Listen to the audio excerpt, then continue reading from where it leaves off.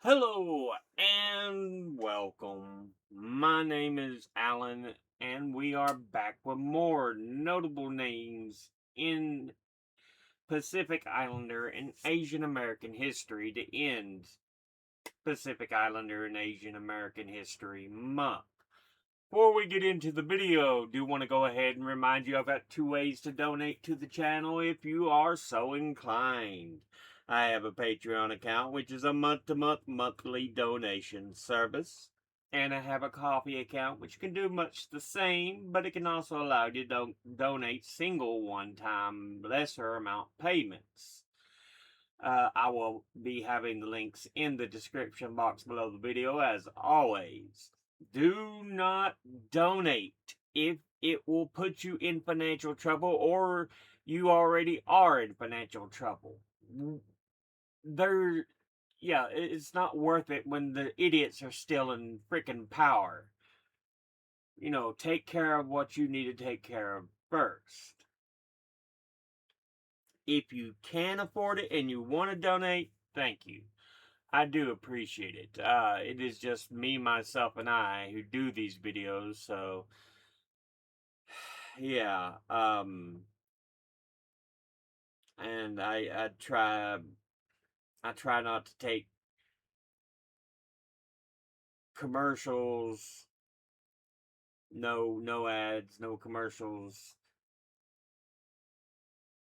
and yeah, I'm not getting paid anything by YouTube as of yet. So even though I've been at this for a long time now. With that said, let's go ahead and jump back into the video. Today, to end the month, we will be looking at Frank Emi. This is from biography. Even though Frank Emi was born in the U.S., he and his family of Japanese descent were forced to leave their California home and live in an internment camp in the midst of World War II. His experiences and treatment during this time inspired his activism. Yeah, we've talked about this a lot. So many Japanese Americans and the internment during the Second World War, which was just wrong to begin with. There was already a Chinese Exclusion Act prior to the war. It's like, would you just quit being racist assholes? Emmy and his family moved to a camp in Wyoming where he took issue with two of the controversial questions he was forced to answer as part of the loyalty questionnaire. The first asked if Japanese men born in America would consent to serve in combat duty, while the second asked them to pledge full allegiance to the United States and relinquish any fealty to the Emperor of Japan. Most Japanese immigrants, Asian immigrants in general, they're looking to start a new life when they come to America.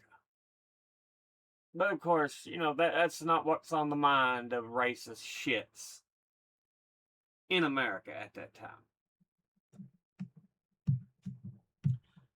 Uh, Emmy responded that he was unable to answer the questions and believed men forced to serve in combat should have their full citizenship rights reinstated.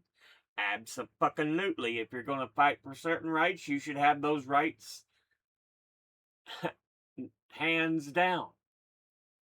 Emmy eventually became part of the Fair Play Committee, which protested the reduction of civil rights and encouraged men to resist the draft, and once made a point to prove they were prisoners by attempting to walk out of the camp.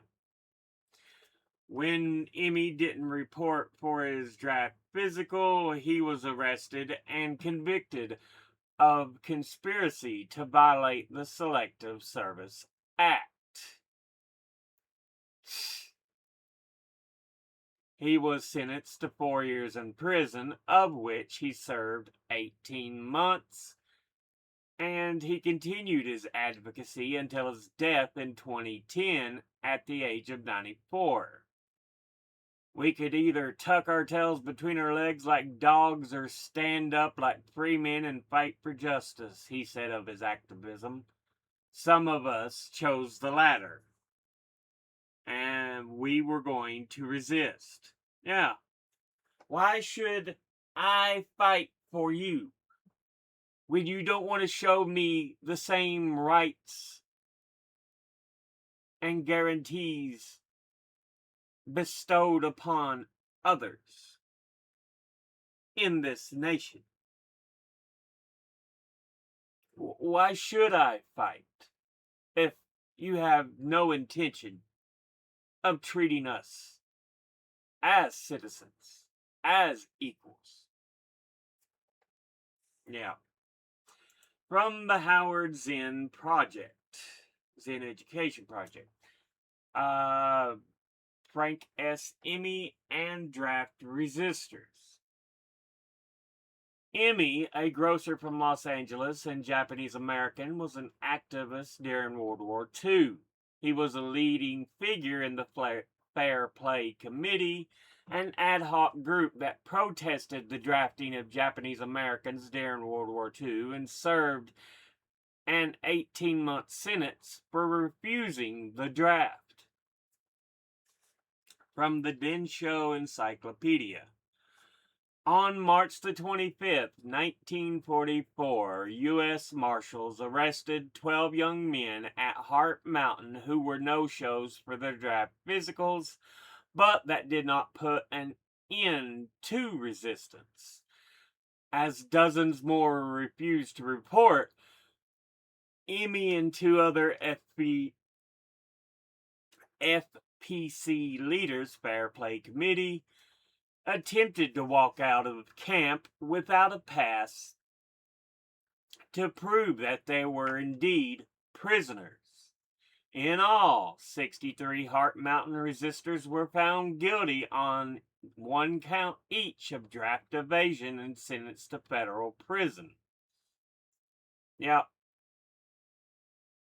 he continued to show, hey, you don't want to treat me as if I am a citizen. Why should I act like one and fight for rights that I don't get? Convicted of conspiracy to violate the Selective Service Act, Emi served 18 months in a federal penitentiary. He later explained, I could not believe that the government could actually put us in camps, strip us of everything, and then order us into the military as if nothing had happened. Funny how history seems to repeat. He added, we could either tuck our tails between our legs like dogs or stand up like free men and fight for justice. Some of us chose the latter. We were going to resist. Yeah, we've already heard that part of the quote, but yeah. But yeah. It's so not only are you given the insult of your Japanese heritage means you could be traitors to us. Even though you don't speak Japanese, you don't remember Japan, you're not faithful to Japan, all we're concerned about is you're Japanese, and that may mean you turn traitor. Say what? Say what? And then, to top that off, hey, we want you to fight for us as a soldier, even though you're not guaranteed the same rights you're fighting for. Yeah. Now the Wikipedia article. Born September 23rd, 1916 in Los Angeles, California. So he's born American. Born and raised. Frank Emi.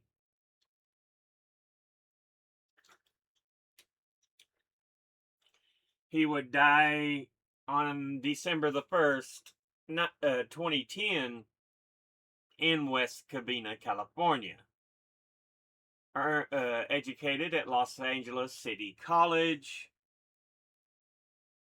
part of the Heart Mountain Fair Play Committee.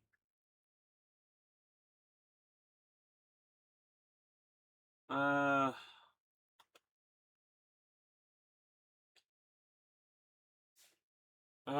let's see. Emi argued it was unconstitutional to conscript men who had been stripped of their civil rights into military service and advised Nisei, who received draft orders, to demand they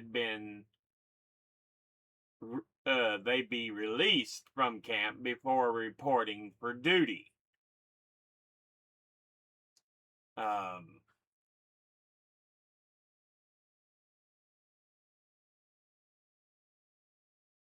it was a Japanese, Nisei is a word, Japanese language term used in countries in North America and South America to specifically to identify the ethnically Japanese children born in U.S. to Japanese born immigrants, or Issei,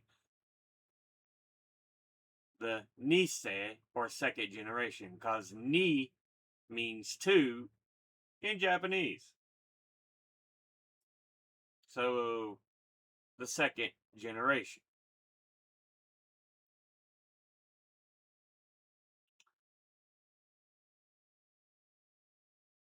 So, yeah. Um,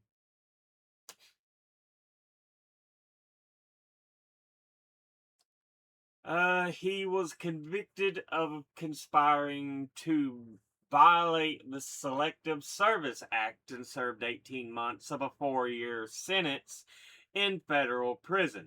For many years, he and his fellow draft resistors were condemned as troublemakers by the Japanese American Citizens League and the larger Japanese American community, but his legacy has more recently come to be seen as an important example of civil disobedience. Usually, history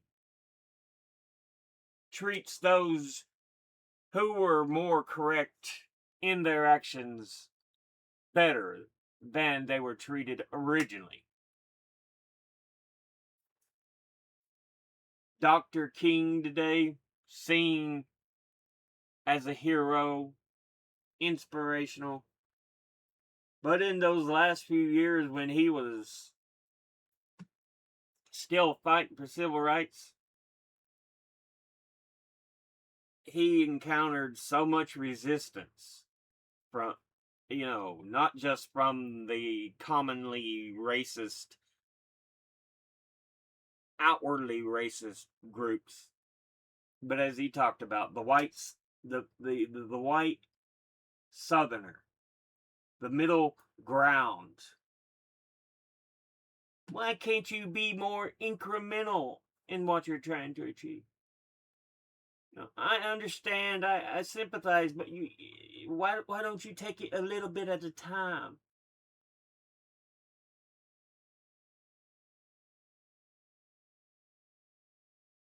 No, no, no.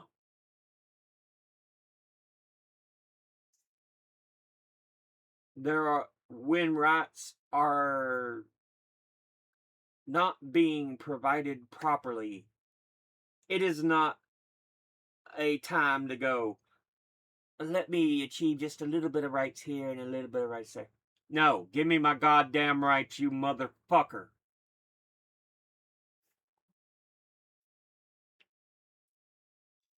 I'm sure the Japanese American Citizens League was one of these civil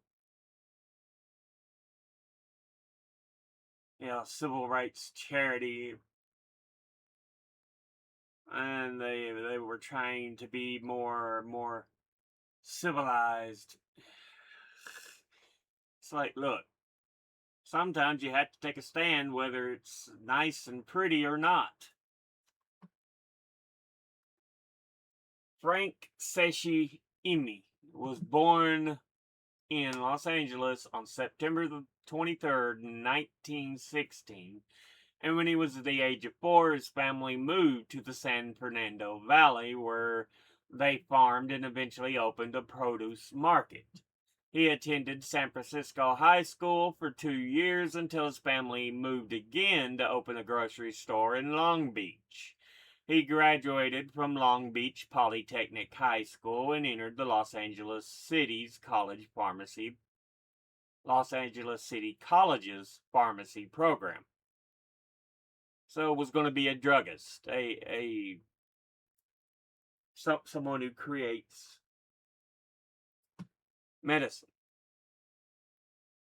a pharmacist, I think is what it's called now. It used to just be called druggist. It was the same thing.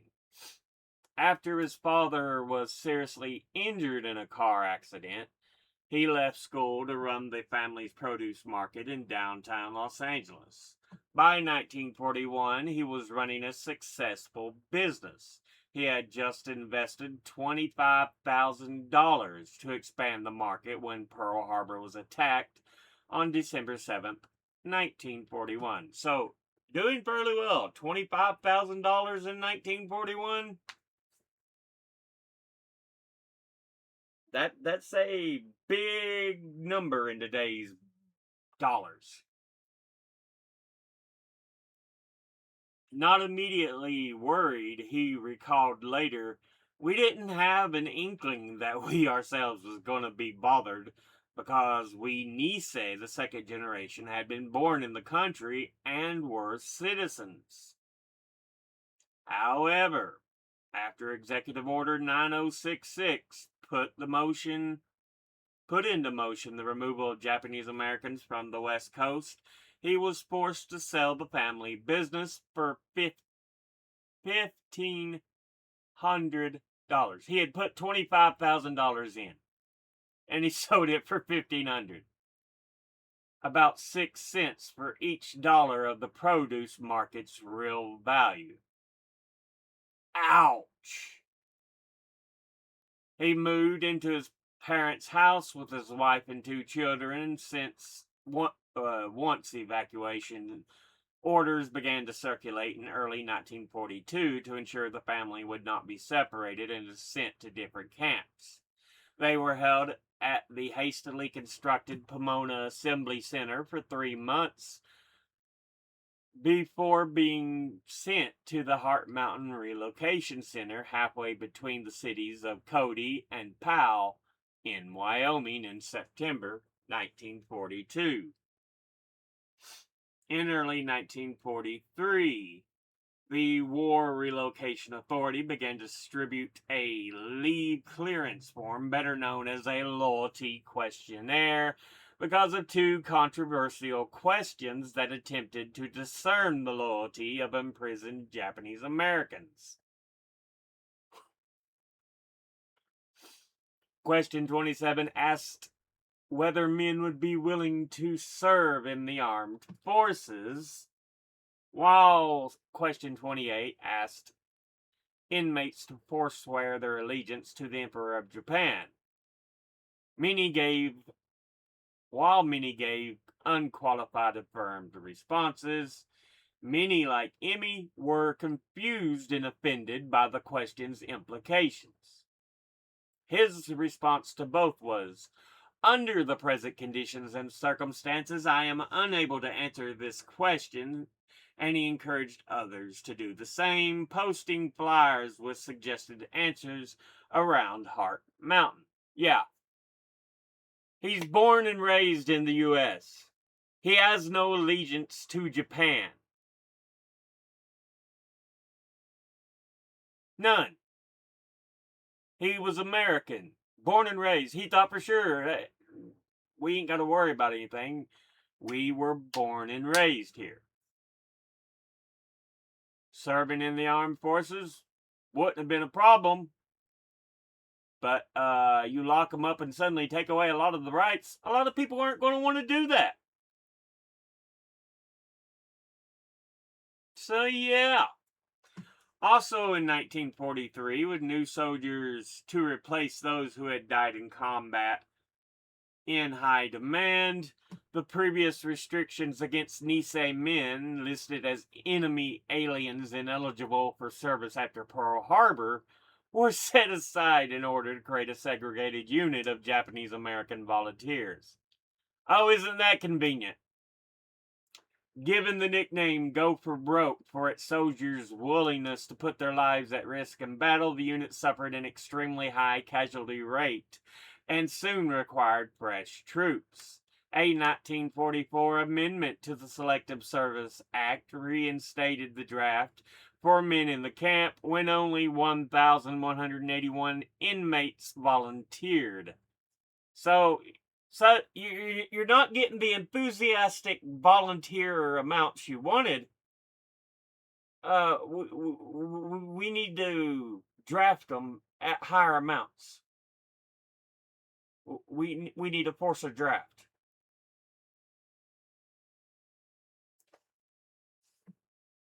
Emi and 5 other Heart Mountain inmates joined Koyoshi Okamoto, a vocal protester against the Lodi questionnaire and the incarceration, who called himself a Fair Play Committee of One, to form the Heart Mountain Fair Play Committee. The committee encouraged other inmates to refuse military service until their full citizenship rights were restored, and held public meetings to discuss the unconstitutionality of their confinement. You know, when the Constitution used to mean something until shitbag pedophile fucktard got in office. As more young men joined the committee and refused to comply with draft orders, the federal government took action.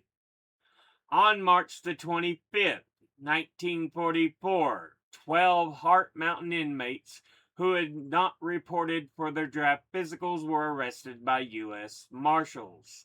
Undeterred, more young men followed their example, and Emi and 2 other committee members who had not received drafted notices — Emi was married with children — attempted to walk out of the camp to highlight their status as prisoners. Later that year, 63 Heart Mountain resistors were arrested after failing to show up for their induction, and were subsequently tried in federal court and convicted of felony draft evasion, and at the suggestion of the Japanese American Citizens League, whose leaders had lobbied the government to permit Nisei men to join the war effort, the added charge of sedition.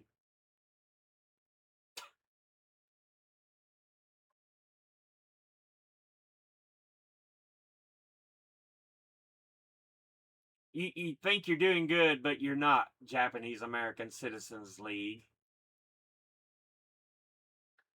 A total of 300 draft resistors from Heart Mountain and 7 other WRA camps were arrested and soon stood trial for these charges.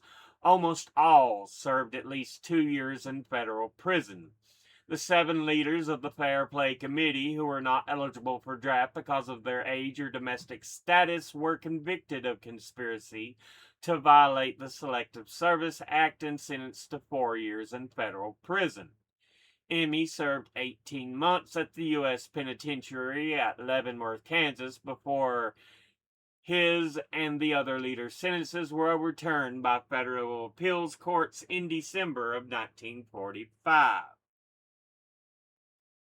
Outside prison, he and his fellow draft resistors found that most of their peers viewed them with disdain and considered their wartime resistance a sign of disloyalty and cowardice, a stain on the Japanese American community in general and the legacy of the 442nd Regimental Combat Team in particular.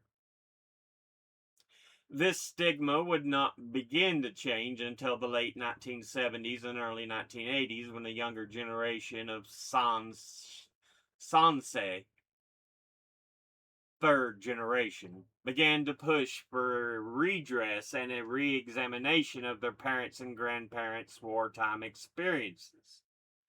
In 2000, the Japanese American Citizens League reversed their stance and offered Emi and other resistors a formal apology. After the war, Frank Emi worked as a gardener and grocery clerk before beginning a career with the Postal Service. After retiring from the post office, he worked as a state unemployment office until 1982. Promoted to 8th-degree black belt in 2008, he was also the head instructor of the Hollywood Judo Dojo and was credited for producing several national judo athletes. He would die December 1st, 2010, in West Covina, California, the last surviving member of the Heart Mountain Fair Play Committee.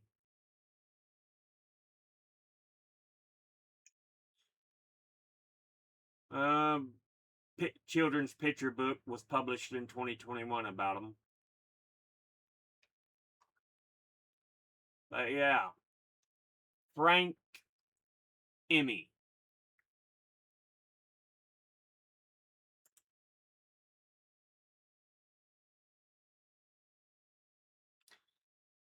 You know, the Japanese internment is such a disgusting part of American history.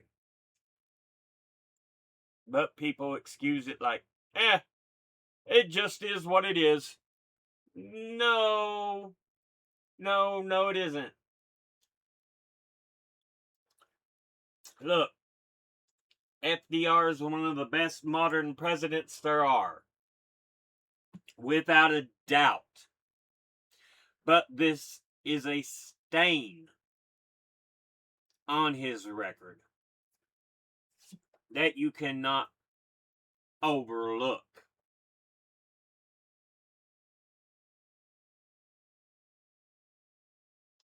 But yeah, we'll go ahead and end this episode here, and then we'll go ahead and end the videos for 2026 notable names in Pacific Islander and Asian American History Month. As always, educate thyself. Think, read, study, learn. Someone tells you something you have trouble believing, ask them to cite their sources. And it can't be tinfoil hat wearing sources or a bunch of anecdotes slapped together to try to make sources like my best friend's dog's vet jumped through the universe to the other side meeting lizard men. No. No. Thank you all for watching. I'll see you all in the next one. Until then, later.